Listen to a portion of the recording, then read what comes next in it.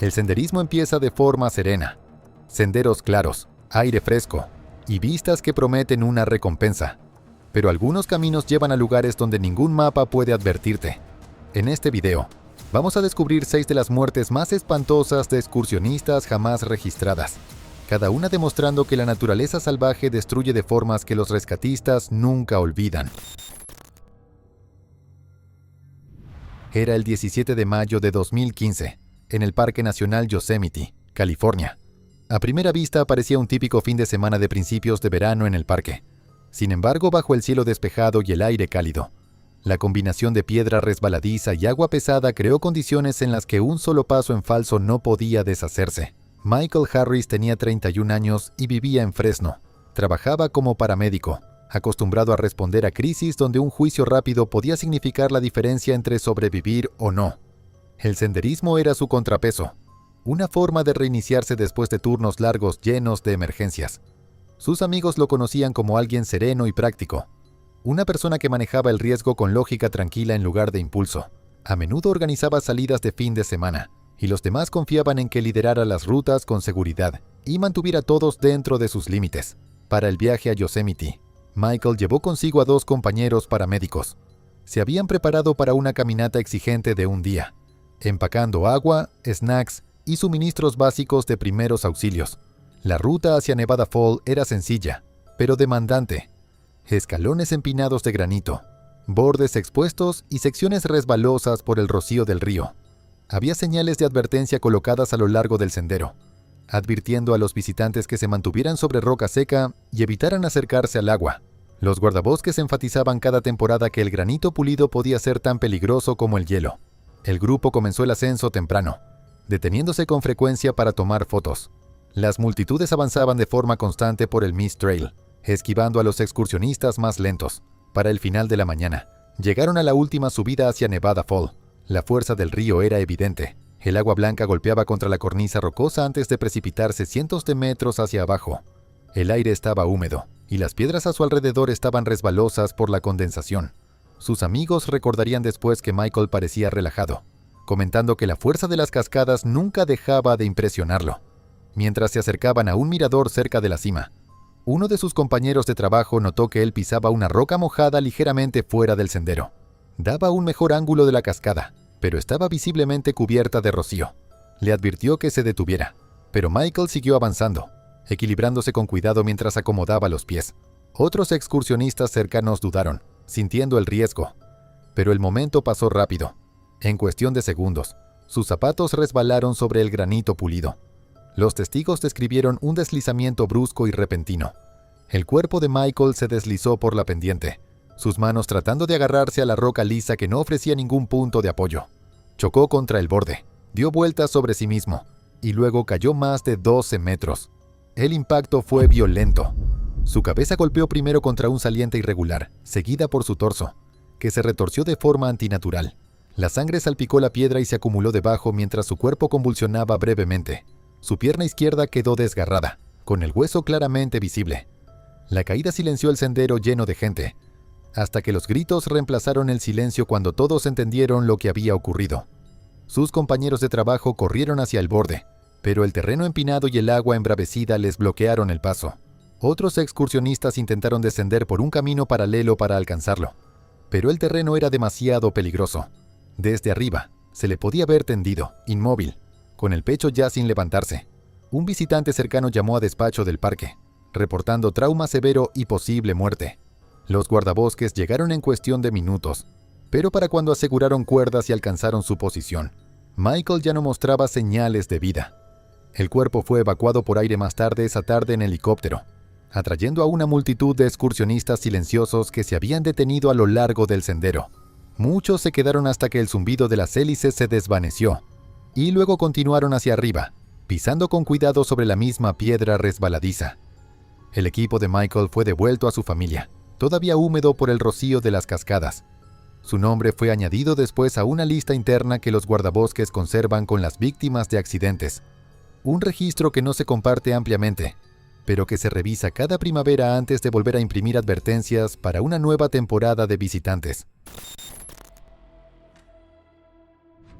Era el 11 de junio de 2016, en el Parque Nacional Banff, Alberta. El verano había atraído a grandes cantidades de excursionistas, pero mientras el sol bajaba, las sombras se extendían sobre el sendero, y la naturaleza salvaje adquiría una presencia más silenciosa y más cautelosa. El silencio de la tarde, roto solo por el canto de las aves, ocultaba el riesgo que se encontraba apenas fuera de la vista. Daniel Fraser tenía 27 años y vivía en Calgary.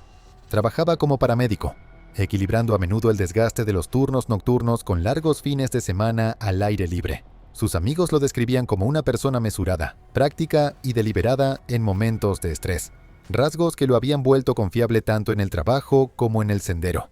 El senderismo no era solo recreación, sino también una forma de recuperar el equilibrio después de horas de trabajo de emergencia. Confiaba en sus habilidades, creyendo que la preparación y la compostura podían mantenerlo firme en cualquier situación. Sus compañeros ese día eran dos amigos cercanos de la universidad. El sendero de Lake Minnewanka era considerado moderado y atraía tanto a turistas como a excursionistas experimentados. El terreno alternaba entre bosque sombreado y amplios tramos de camino junto al lago, con señales colocadas sobre la actividad estacional de osos.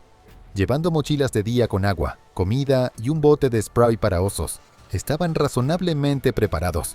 Sin embargo, el sendero era conocido por los frecuentes avistamientos de osos grizzly. Los guardabosques habían emitido avisos, recordando a los visitantes que las hembras con crías eran especialmente impredecibles. Comenzaron a media mañana, avanzando a paso constante a lo largo de la orilla. Para la tarde, habían recorrido casi 15 kilómetros y debatieron si debían regresar. La luz se suavizó y el tráfico en el sendero disminuyó, dejándolos en una relativa quietud.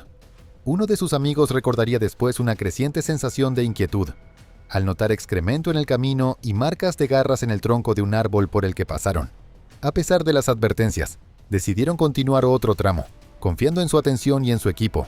Al rodear una curva, el bosque se abrió hacia un claro. A menos de 50 metros frente a ellos, una osa grizzly estaba de pie con dos crías pequeñas. Los osos levantaron la cabeza, notando a los excursionistas de inmediato. El grupo se quedó paralizado, intentando retroceder por instinto. El entrenamiento indicaba que debían alejarse lentamente, pero la presencia de las crías aumentaba el peligro. En cuestión de segundos, la osa bajó la cabeza y cargó contra ellos. La distancia se cerró mucho más rápido de lo que los excursionistas pudieron reaccionar. Los testigos contaron después que Daniel gritó a sus amigos que se mantuvieran firmes, pero en ese mismo instante, tropezó con una raíz y cayó al suelo.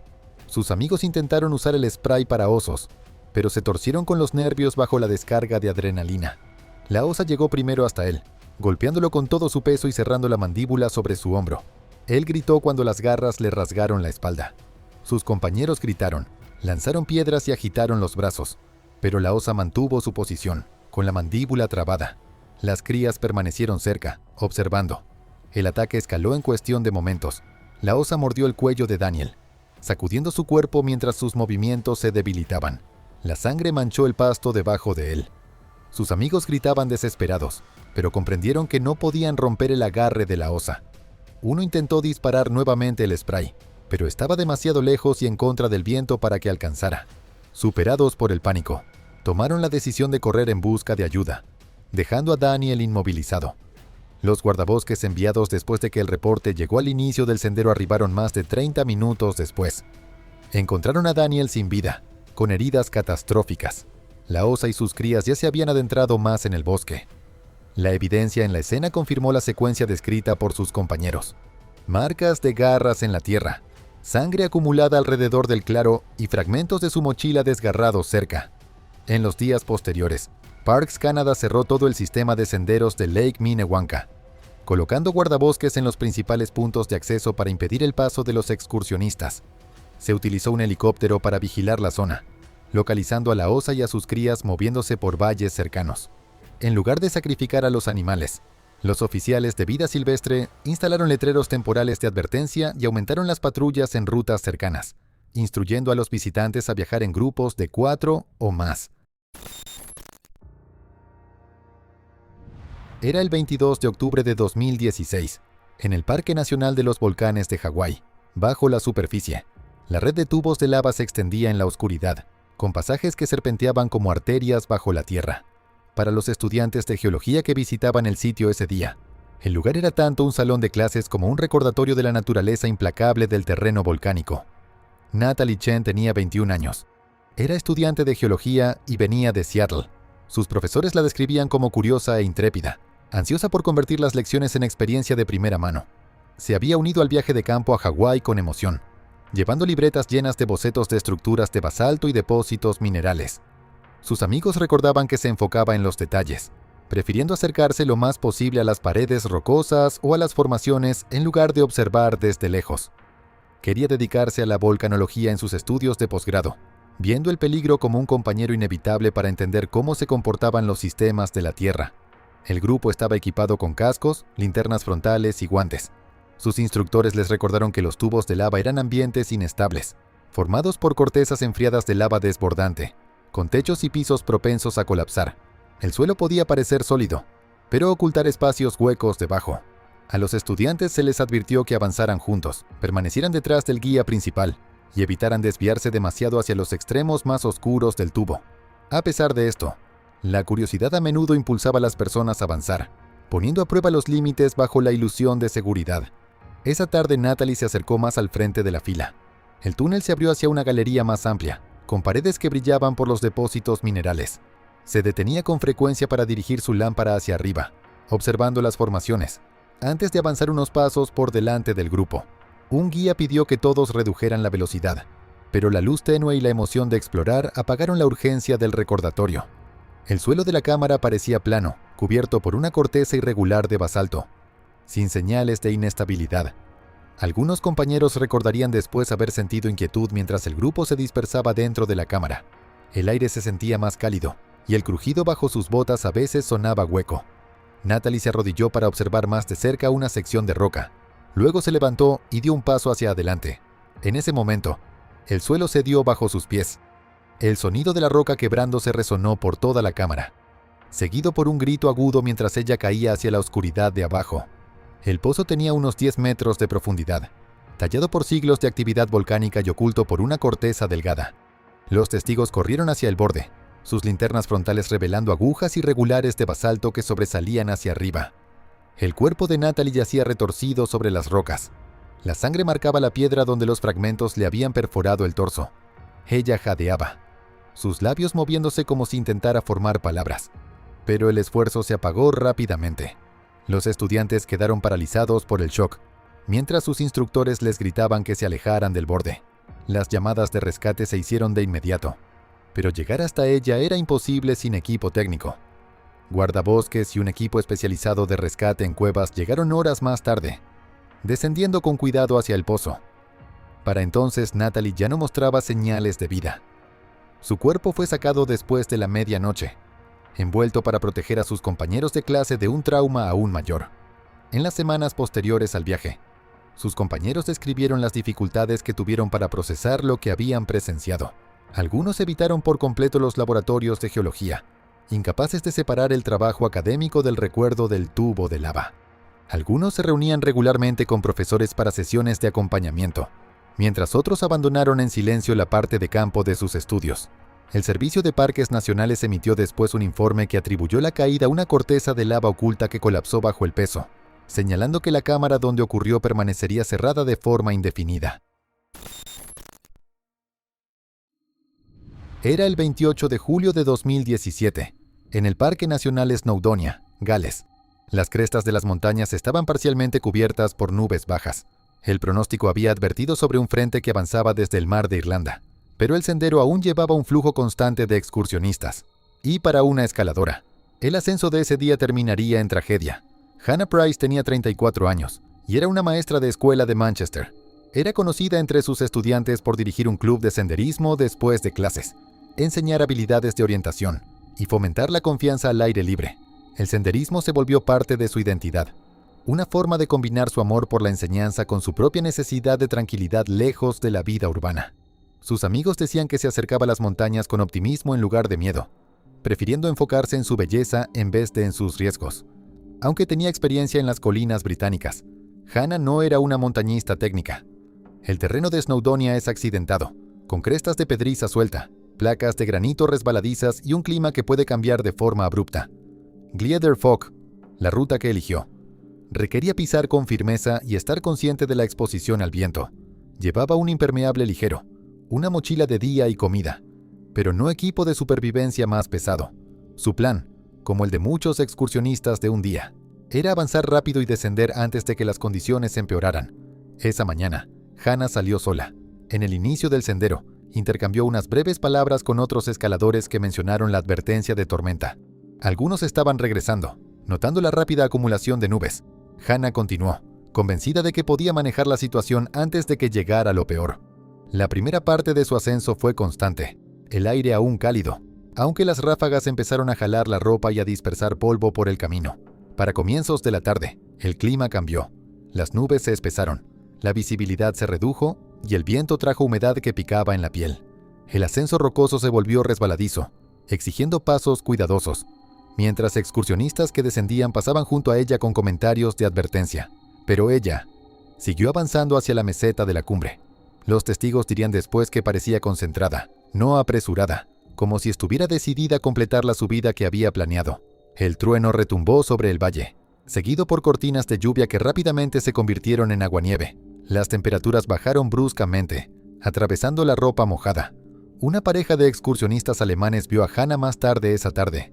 Estaba agachada detrás de una roca cerca de la cresta, con los brazos apretados contra el pecho. La describieron temblando violentamente, incapaz de responder con claridad cuando le hablaron, creyendo que pretendía esperar a que pasara la tormenta. Ellos continuaron su descenso y reportaron su estado en cuanto llegaron a un refugio. Los equipos de rescate de montaña se movilizaron, pero la tormenta, cada vez peor, retrasó su avance. Para cuando llegaron a la posición de Hannah, con la luz desvaneciéndose, ella no respondía, acostada de lado cerca de la misma roca. Su ropa estaba empapada y su piel estaba fría y pálida. A pesar de los esfuerzos por calentarla e intentar reanimarla, fue declarada muerta en la montaña. La exposición y la hipotermia la habían vencido en cuestión de horas. Después, el Servicio Local de Rescate de Montaña emitió un informe sincero. Enfatizaron lo rápido que puede aparecer la hipotermia cuando las tormentas atraviesan crestas tan altas, incluso en pleno verano. En las semanas siguientes, varios de los estudiantes de Hannah preguntaron por qué su maestra, que siempre había insistido tanto en la preparación, había muerto por algo tan simple como el clima. El personal de su escuela organizó una charla con voluntarios locales de rescate de montaña, quienes explicaron lo rápido que las tormentas en Snowdonia pueden volverse peligrosas. Eso se convirtió en parte de la rutina del club de senderismo. Su ausencia moldeó la forma en que los niños entendían tanto la belleza como el riesgo de las montañas. Era el 11 de junio de 2017, en el Gran Cañón, Arizona. La luz de la mañana se extendía sobre los acantilados en capas, atrapando el polvo en el aire y dándole al borde un resplandor ámbar. El sendero South Kaibab ya se estaba llenando de excursionistas, pero bajo la silenciosa grandeza de Ua Point, la roca era quebradiza y la caída no perdonaba. Rachel Moore, de 42 años, había manejado desde Phoenix con 3 amigas, llevando su cuaderno de bocetos en una bolsa de lona colgada al hombro. Pintora aficionada, trabajaba en una pequeña tienda de marcos para pagar las cuentas, pero dedicaba gran parte de su tiempo libre a los paisajes del desierto. Le atraía la forma en que la luz se doblaba sobre mesetas y acantilados, un tema al que volvía una y otra vez en sus óleos y carboncillos. Aunque no era imprudente, Rachel era conocida por acercarse más que la mayoría a los bordes de los miradores. Sus amigas a veces bromeaban con ella por perseguir el ángulo perfecto. Sus acompañantes entendían sus hábitos.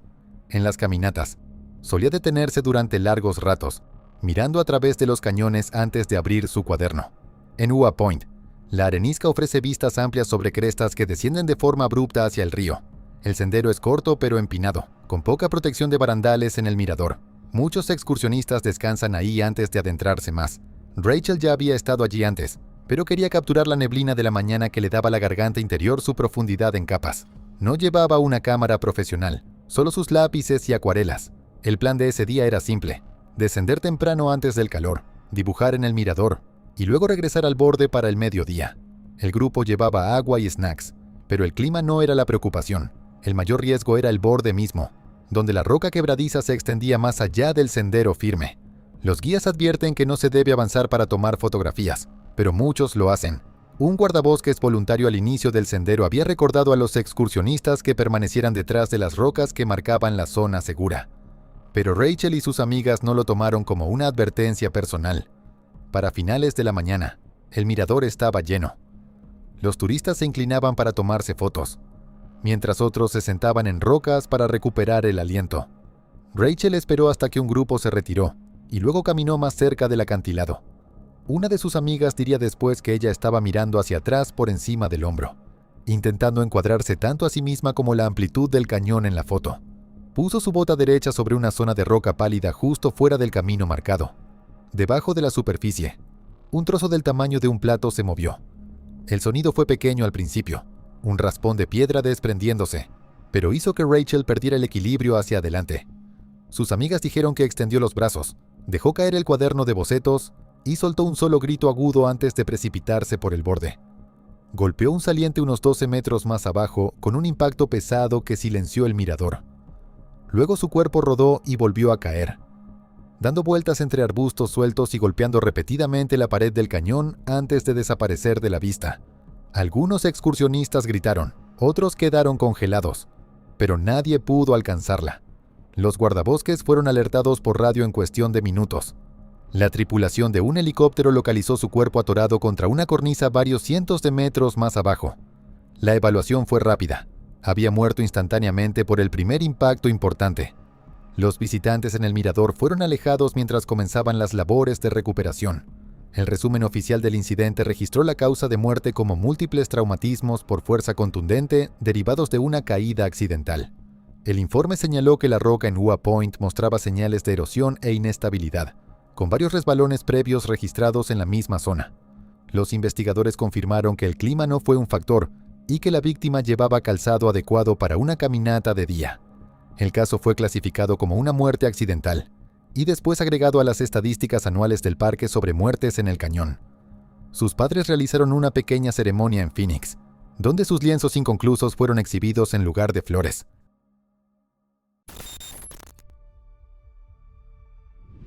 Era el 18 de agosto de 2018, en el Parque Nacional Zion, Utah.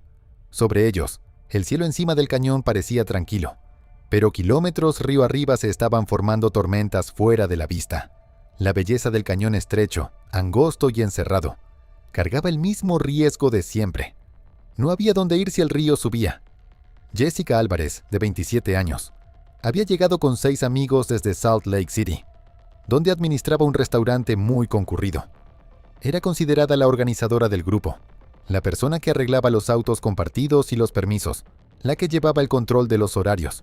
Fuera del trabajo, era sociable y disciplinada, una combinación que hacía que la gente confiara en su criterio. Los viajes de senderismo eran su forma de crear equilibrio, y sus amigos solían decir que no intentarían entrar a cañones sin que ella los organizara. No era imprudente, su estilo era cauteloso, pero seguro, y estudiaba de cerca las condiciones del sendero. Había revisado el clima esa mañana, consultando pronósticos que mostraban tormentas dispersas, pero nada inminente.